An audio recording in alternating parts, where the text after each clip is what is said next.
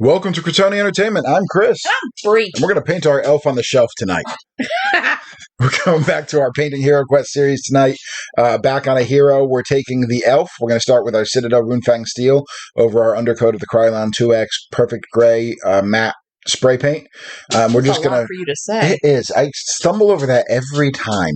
But this is the elf, and there's a dog running around in the background. Thanks, dog. We're recording. She doesn't understand me. She doesn't. She wants to start a fight with her brother. She does. They're fighting.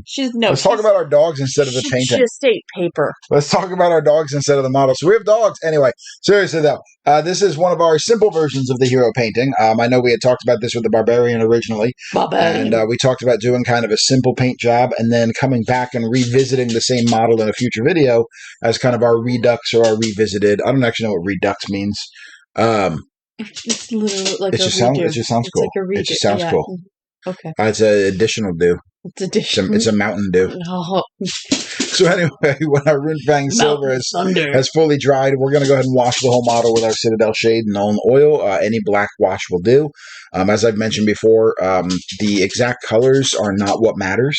What matters, and the exact brand is really not what matters. The exception being, in this case, we're using a lot of the contrast paints by Citadel.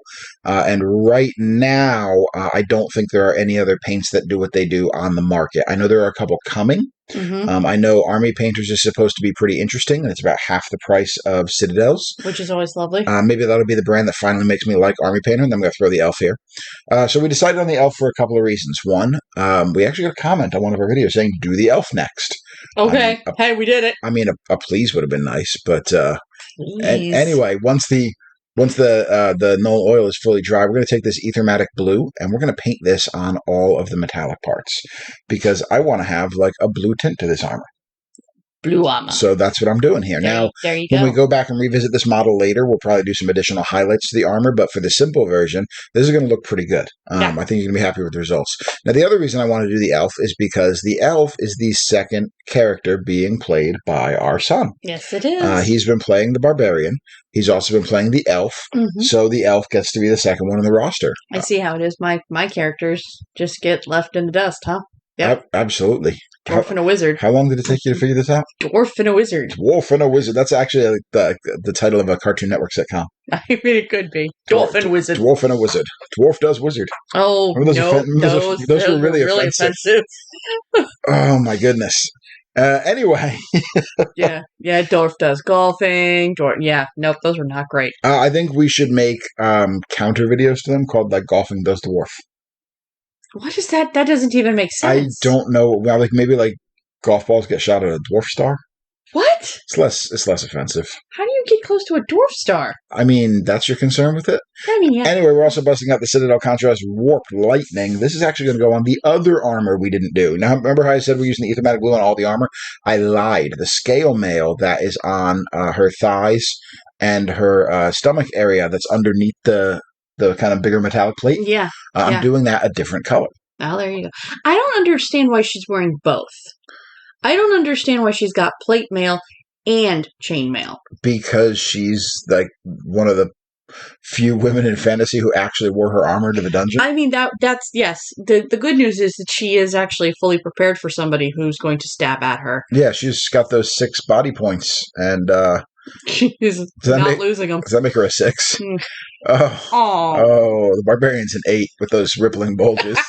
Yeah, he is. So anyway, we got our contrast styles purple. That was pretty objectifying the Barbarian there, but as some of the commenters said, look at the muscularity. I'm saying that way dirtier than they meant it. Yeah, I'm sure that they did, but you know what? We got the Shayesh purple, and this is just what I wanted to do the everything else on the elf. And this is not dissimilar to the way the elf's card art looks, if you want to have that. It's not exactly the same, but it's not dissimilar. It's a lot of cool colors. Yes. A lot of cooler colors, almost...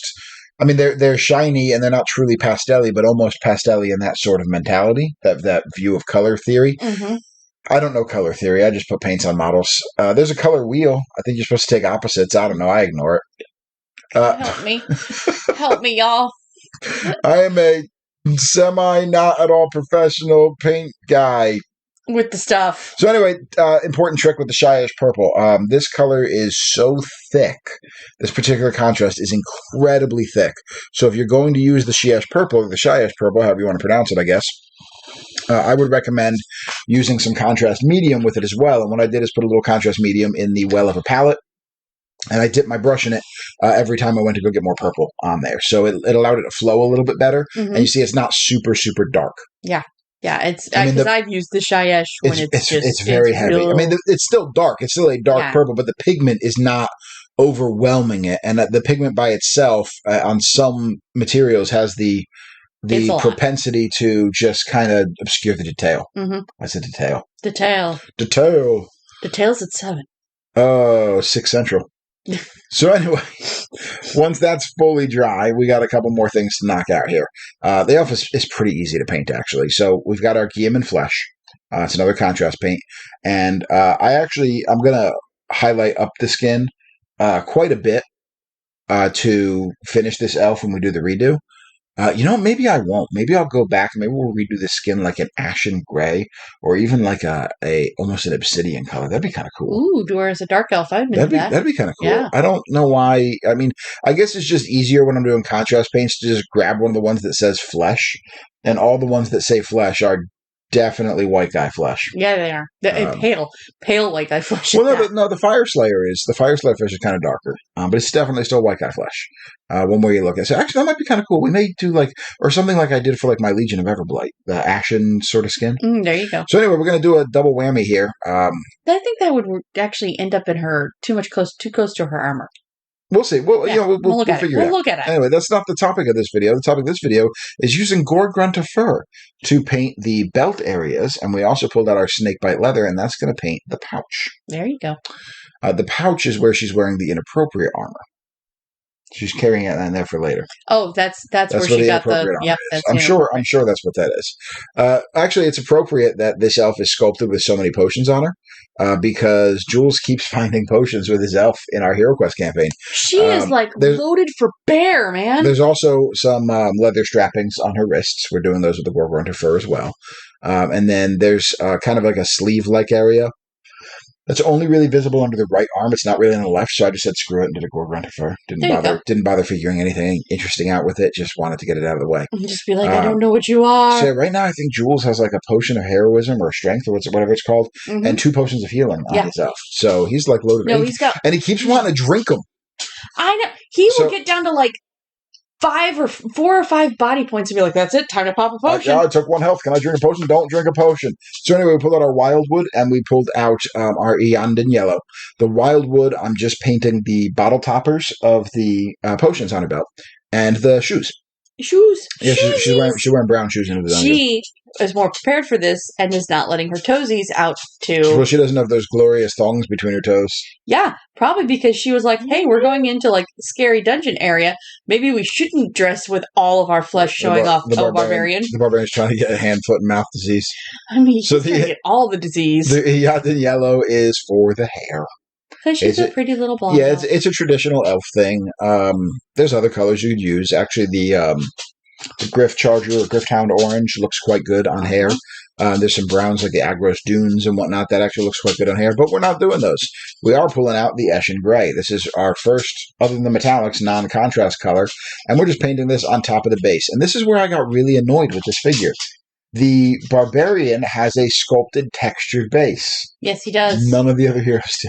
Rude. So I'm just painting the top of this base the same color that I painted the Orc, our friend the Orc, who died about 40 times in the last game we played. He did. He was the only painted miniature, so every time he died, he was the first one pulled back out when I needed another Orc. There were many twins of that Orc. There were, well, I mean, it's more than twins at that point. That's true. Decans. Anyway, Abaddon Black, a standard color I use to paint the rims of my bases, especially for board game pieces. And that's basically going to be it. That's our simple version of the elf. Anybody can do it. I want to say the total true working time on this, without me putting any speed ups and any transitions, I think this took 35 minutes. I mean, and that's. And I was working on other models at the same time. Yeah, and also kind of dry time. You gotta consider dry time. So anyway, like and subscribe for more content. That's what feeds that YouTube algorithm. It also leads YouTube to putting ads on my videos without paying me for them because we're not monetized. Yeah. And that's kind of BS. Hey. Anyway, like and subscribe for more content. Hit the bell button for notifications. We'll be back next week with a monster. Thanks for watching. Bye. Drag it out. Bye. Drag it out.